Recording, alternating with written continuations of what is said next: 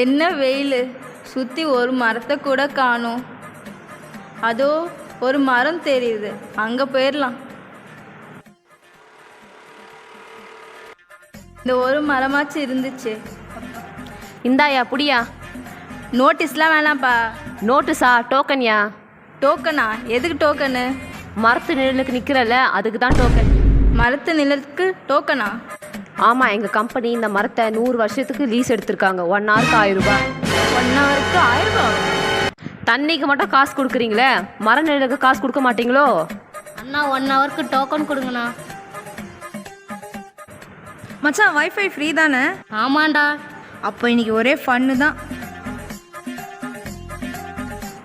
என்ன வைஃபைக்கு ஃப்ரீ, மரத்து நிலத்துக்கு காசா? இதுக்கே இப்படியா? எங்கள் அடுத்த ப்ராஜெக்ட்டு ஆப்ரேஷன் ஆக்சிஜன் தான். நாங்கள் ஆக்சிஜன் லீஸுக்கு வாங்க போகிறோம். என்னையா சொல்கிறீங்க? காற்றுக்கு காசா? சரௌண்டிங்ஸ்லேயே 10 கிலோமீட்டருக்கு இந்த ஒரே மரம் தான் இருக்குது. நிழல் வேணும்னா காசு கொடுத்துட்டு நில்லு, இல்லைனா அடிக்கிற வெயிலுக்கு அவ்வளோதான்.